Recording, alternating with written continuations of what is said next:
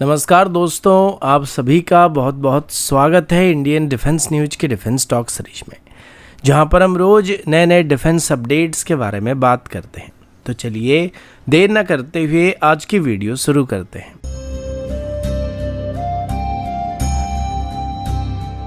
आज की पहली अपडेट तेजस मार्क 2 फाइटर एयरक्राफ्ट को लेकर है। दोस्तों, भारत का next generation medium weight category का फाइटर जेट यानी तेजस मार्क 2 अभी एक काफ़ी इंपॉर्टेंट डिज़ाइन चेंज की तरफ मूव करता हुआ दिखाई पड़ रहा है। लेटेस्ट इन्फॉर्मेशन के मुताबिक तेजस मार्क 2 में इंटरनल गन को अभी हटाने का फैसला किया जा रहा है और उसके जगह पर पॉडेड गन कन्फिगरेशन को अडॉप्ट करने का प्लान किया गया है। अभी तक तेजस के पहले वेरिएंट में इंटरनल गन मौजूद रहता था, लेकिन तेजस मार्क 2 के केस में डिजाइनर्स ने डिसाइड किया कि इंटरनल गन को हटाकर एयरफ्रेम के अंदर एक नया मल्टीपर्पज इंटरनल स्टेशन को इंस्टॉल किया जाएगा। इसका सीधा मतलब ये है कि एयरक्राफ्ट के अंदर जो अवेलेबल स्पेस होता है उसका use advance avionics, mission system, electronic warfare equipment या फिर फ्यूचर अपग्रेड के लिए किया जा सकता है। अभी के मॉडर्न एयर कॉम्बैट सिनारियो में सिर्फ मिसाइल और डॉग फाइट ही सब कुछ नहीं होता है। अभी फाइटर जेट में radar, sensor, processor, cooling system और इलेक्ट्रॉनिक वॉरफेयर सूट काफ़ी ज़्यादा स्पेस को डिमांड करते हैं, जिस वजह से तेजस मार्क 2 के डिज़ाइन में इंटरनल वॉल्यूम का ऑप्टिमाइजेशन एक प्रायोरिटी बन चुका है। इसके अलावा most air to air combat में आजकल गन का इस्तेमाल नहीं होने वाला है, जिस वजह से इंटरनल गन की रिक्वायरमेंट अभी ना के बराबर हो चुका है, जिस वजह से ज़रूरत पड़ने पर एक पॉडेड गन सिस्टम को इसमें ऐड करने का प्लान किया जा रहा है, जिसे एक्सटर्नल हार्ड पॉइंट माउंट किया जा सकता है, जिसको मिशन के हिसाब से ऐड और रिमूव करने का फैसला किया गया है। कुल मिलाकर तेजस मार्क 2 का ये डिसीजन क्लियरली दिखाता है कि एयरक्राफ्ट को फ्यूचर रेडी, मॉड्यूलर और सेंसर सेंट्रिक वॉरफेयर के हिसाब से डिजाइन किया जा रहा है। लेकिन आखिरी मोमेंट में यानी कि इसकी पहली फ्लाइट के 6-7 महीने पहले ही एक बार फिर से तेजस मार्क 2 के डिजाइन में बदलाव करने से अगर इसका असर इसकी डेवलपमेंट टाइमलाइन के ऊपर पड़ता है तो ये एक बुरी खबर होने वाली है। अगला अपडेट सुकोई सुपर जेट SJ-100 को लेकर है, जिसमें फ्रांस की रोल अभी काफी इंपॉर्टेंट होता जा रहा है। दोस्तों, भारत की तरफ से भी सुकोई SJ-100 95B सुपर जेट के लोकल प्रोडक्शन पर फाइनल डिसीजन लेने से पहले फ्रांस को एक की पार्टनर के तौर पर इन्वॉल्व करने के ऊपर सीरियस विचार किया जा रहा है और इस पूरे प्रोग्राम का सबसे क्रिटिकल फैक्टर इंजन रिक्वायरमेंट होने वाली है। सुपर जेट में इस्तेमाल होने वाली ओरिजिनल इंजन सैम 146 टर्बोफायर इंजन है, जो कि फ्रांस की सफरान और रशिया की NPO सैटर्न की तरफ से मिलकर डेवलप किया गया था। लेकिन 2022 के बाद यानी कि रशिया और यूक्रेन के बीच लड़ाई होने के बाद जियोपॉलिटिकल रीजन की वजह से फ्रांस की तरफ से सैम 146 इंजन के लिए टेक्निकल सपोर्ट, स्पेयर पार्ट और मेंटेनेंस को कम्प्लीटली बंद कर दिया गया। इसके बाद ये इंजन प्रैक्टिकली एक लेगेसी पावर प्लांट बन चुका है, जिसकी स्पेयर पार्ट को लेकर अभी रशिया को काफ़ी मुश्किल का सामना करना पड़ रहा है। अभी 2026 तक सिचुएशन ये है कि सैम 146 इंजन सिर्फ सुपरजेट फैमिली में इस्तेमाल किया जा रहा है और रशिया के बाहर इसका कोई भी फ्यूचर नहीं दिख रहा है। स्पेयर पार्ट की कमी होने की वजह से रशिया की तरफ से खुद अपनी एयरलाइन को PD-8 इंजन पर शिफ्ट किया जा रहा है, जो रशिया की इंडिजिनस इंजन है और मार्च 2025 से SJ-100 में स्टैंडर्ड इंजन के तौर पर इस्तेमाल किया जा रहा है। लेकिन दोस्तों, यहीं पर भारत के लिए प्रॉब्लम शुरू होता है। रिपोर्ट्स के मुताबिक PD-8 इंजन का फ्यूल कंजप्शन सैम 146 इंजन के मुकाबले थोड़ा ज़्यादा होता है और भारत जैसे कॉस्ट सेंसिटिव एविएशन मार्केट में फ्यूल कॉस्ट एक बहुत ही बड़ा फैक्टर होने वाला है। अगर ऑपरेटिंग कॉस्ट ज़्यादा होता है तो सुपर जेट का कंपटीशन एम्बेरर, एयरबस या फिर बोइंग जैसे कंपटीटर के सामने वीक पड़ सकता है। इसके अलावा ऐसा भी लगता है कि भारत की तरफ से भी रशियन इंजन के ऊपर इतना ट्रस्ट नहीं किया जा रहा है, जिस वजह से भारत की तरफ से अभी SJ-100 के लिए फ्रेंच ऑरिजिन पावर प्लांट का इस्तेमाल करने का फैसला किया जा रहा है। यानी कि आगे चल के भारत में जिन SJ-100 एयरक्राफ्ट को बनाया जाएगा उनमें भारत की तरफ से रशियन इंजन के बदले फ्रेंच ऑरिजिन इंजन का इस्तेमाल करने का प्लान किया जा रहा है, जो कि एयरक्राफ्ट के लिए ओरिजिनली डिजाइन किया गया था। अब भले ही रशिया के साथ फ्रांस के अनबन चल रहा है, लेकिन भारत के साथ फ्रांस के अच्छे रिलेशन है, जिस वजह से भारत को इंजन सप्लाई करने में फ्रांस को कोई दिक्कत नहीं होने वाली और साथ ही फ्यूचर में भारत और फ्रांस साथ मिलकर एरो इंजन के सेक्टर में काफी डीप कोऑपरेशन को मेंटेन करने वाला है, इस वजह से उम्मीद किया जा रहा है कि फ्रांस की तरफ से भारत की इस प्रपोजल को कंसीडर किया जाने वाला है।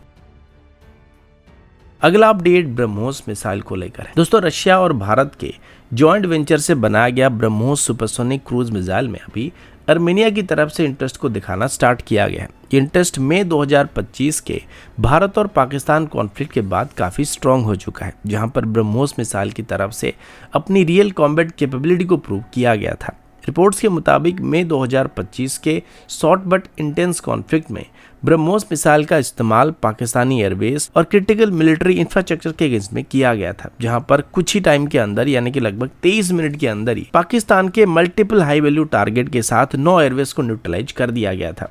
ब्रह्मोस को पहले से ही दुनिया की most successful cruise missile programme में गिना जाता है। ये मिसाइल पूरे फ्लाइट प्रोफाइल में सुपरसोनिक स्पीड को मेंटेन करता है, जिसकी वजह से इसे इंटरसेप्ट करना मॉडर्न एयर डिफेंस सिस्टम के लिए बहुत ही मुश्किल बन जाता है। हाई स्पीड के साथ साथ पिन पॉइंट एक्यूरेसी और पावरफुल वॉरेड इसे एक लीथल वेपन बना देता है। अब आर्मेनिया के लिए, जिसका रीजनल सिक्योरिटी एनवायरनमेंट काफी कॉम्प्लेक्स है, long range precision strike capability एक मेजर रिक्वायरमेंट बन चुका है। ऐसे में ब्रह्मोस जैसे मिसाइल से आर्मेनिया अपनी दुश्मन की airbase, command centre, logistic hub जैसे हार्डन टारगेट को बिना लार्ज स्केल फोर्स डिप्लॉयमेंट के स्ट्राइक कर सकता है। इसी वजह से अभी आर्मेनिया की तरफ से ब्रह्मोस मिसाइल में इंटरेस्ट को दिखाया जा रहा है। भारत के लिए आर्मेनिया जैसे कंट्रीज का इंटरेस्ट एक क्लियर सिग्नल है कि भारत अभी हाई एंड वेपन सिस्टम का क्रेडिबल एक्सपोर्टर बनने वाला है। अब ब्रह्मोस के एक्सपोर्ट होने से सिर्फ भारत और आर्मेनिया के बीच स्ट्रेटेजिक पार्टनरशिप ही स्ट्रांग नहीं होने वाला है, बल्कि प्रोग्राम की long term sustainability, production scale और फ्यूचर अपग्रेड को भी बूस्ट मिलने वाला है।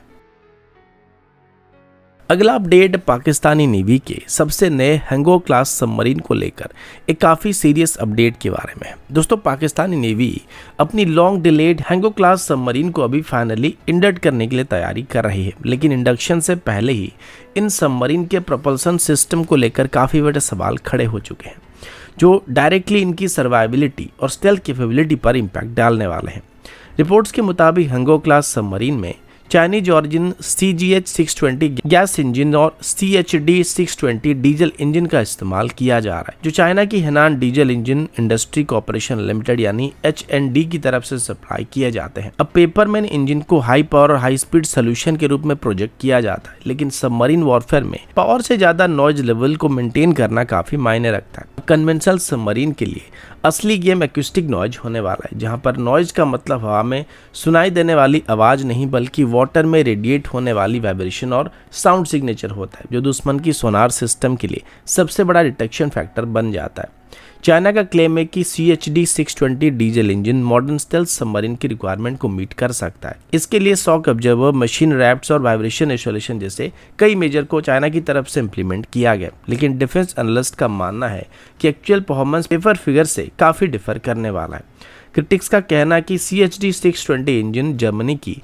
MTU सीरीज के डीजल इंजन के कंपैरिजन में काफी ज्यादा नॉइजी पाया जाता है। जर्मन ऑरिजिन MTU 396 को डेकेड से लो नॉइज सबमरीन इंजन्स का एक बेंचमार्क के तौर पर गिना जाता है, जो नाटो नेवीज में वाइडली इस्तेमाल किया जा रहा है।